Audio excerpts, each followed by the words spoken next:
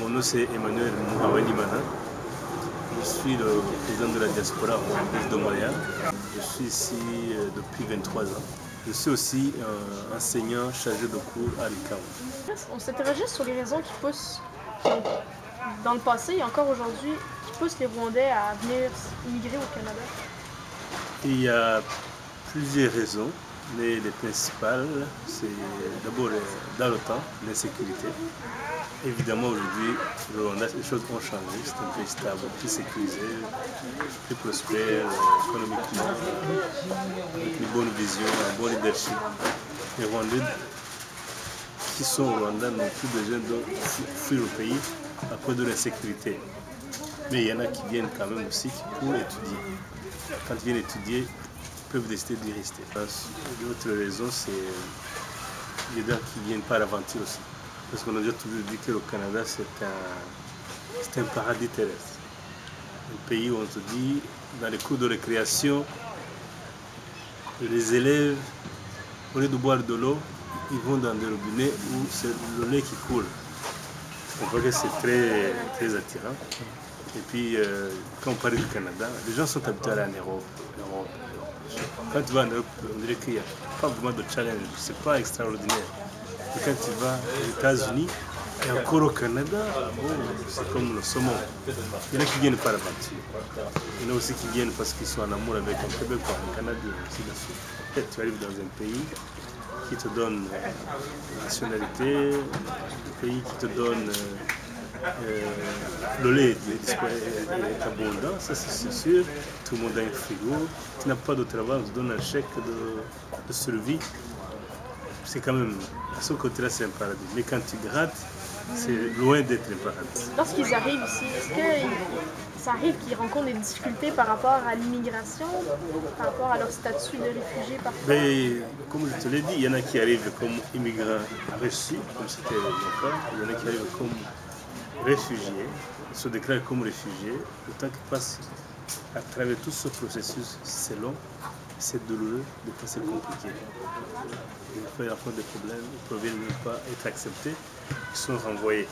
Ça, c'est dur pour eux. Des fois, ils sont ici, ils ont fait un enfant ou deux, mais ils n'ont pas encore le statut. Et les enfants qui sont nés sont des Canadiens. C'est très déchirant à ce niveau-là. Vous semblez que vous êtes bien intégrés, mais comment les immigrants vivent ça, leur nouvelle intégration au Canada? Comment ils vivent? En fait, il y a au moins 3 étapes principales d'intégration. La première étape, c'est l'intégration fonctionnelle. Cela veut dire quoi? Cela veut dire apprendre comment prendre le métro, comment aller ou acheter les choses, comment te faire soigner, comment t'habiller chaudement pendant l'hiver. Vivre tout ça, c'est pas évident. Utiliser le guichet automatique, pour les gens qui sont nés ici, ça a l'air de rien. Mais pour les gens qui viennent d'arriver, c'est pas évident. Les escaliers roulants, c'est pas évident. Il y a tout ça. Une fois que tu as passé cette étape d'intégration fonctionnelle, tu sais où tu achètes des choses, tu sais où aller étudier, tu sais comment orienter ta vie. Il y a une autre étape d'intégration socio-culturelle. Là, tu commences à entrer dans la vraie vie, tu commences à comprendre comment les gens de la société d'accueil vivent et tu commences à découvrir des choses comme la cabane à sucre, ainsi de suite. Et puis, troisième étape, quand tu parviens, alors tu es déjà canadien, tu peux élire et te faire élire aussi. Tu peux participer à l'activité politique, là c'est le summum. Mais aussi, ultimement, quand tu as fait des étapes d'intégration, ça a bien passé, tu as un emploi, tu as un business, tu fais un pont alors entre ton pays d'accueil et ton pays d'origine. Et justement, en s'intégrant, est-ce que les Rwandais ont l'habitude de conserver leur culture d'origine? Oui, beaucoup plus. Je dirais 95% des Rwandais, ils ont gardé leur culture. Quand je dis des Rwandais, je veux dire. Et nous avons toujours notre culture, on organise des activités, des soirées culturelles, comme aujourd'hui. Tu vois, il y aura beaucoup de Rwandais qui sont ici. Quand on est ensemble, on parle de notre pays, on parle de notre culture, on parle dans notre langue, on chante, on danse dans notre fond culturel.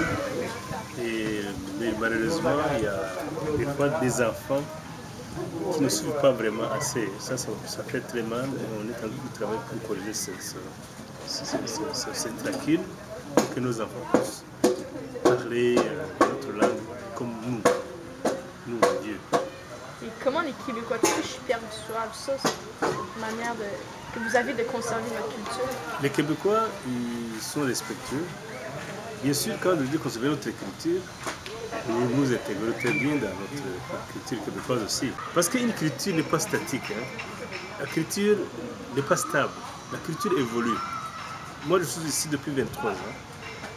Depuis ce temps, j'ai beaucoup changé dans ma façon de penser, d'agir et de sentir. Vous comprenez? Donc, il y a beaucoup de valeurs québécoises que j'ai intégrées dans ma façon de vivre de tous les jours. Mes enfants, c'est pareil. Les amis, c'est pareil. Mais j'encourage mes enfants de ne pas sacrer, par exemple. Donc, vous voyez les gens, c'est encore une bonne valeur.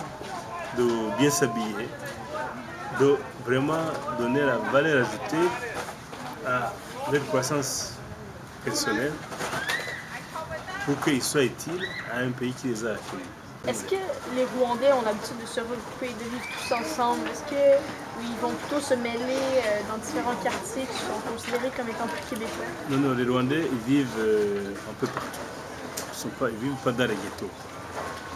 Non, les Rwandais sont partout, ils sont dans tous les quartiers de Montréal, rive sud, rive nord. Ils ne sont pas des gens qui ont peur des autres. Non, bien au contraire, on va chercher les autres. Plus par rapport aux Québécois, est-ce qu'il y a des tensions raciales par rapport avec les Québécois de souche? Non, à ma connaissance, non. Entre les Rwandais et les Québécois, non, il n'y a pas vraiment de tension. Oui, il y a eu des cas de racisme, sauf que le racisme, c'est des deux côtés. Et comment ils les perçoivent, justement? Comment vous percevez les Québécois? Nous percevons les Québécois de façon très positive. Les Québécois sont très bien accueillis. Ils sont très généreux, beaucoup généreux. Mais je trouve qu'il y en a beaucoup de Québécois qui sont des chialeux. Et ça, je trouve ça dommage parce que vous êtes trop gâtés au point que vous chialez sur n'importe quoi. Hein?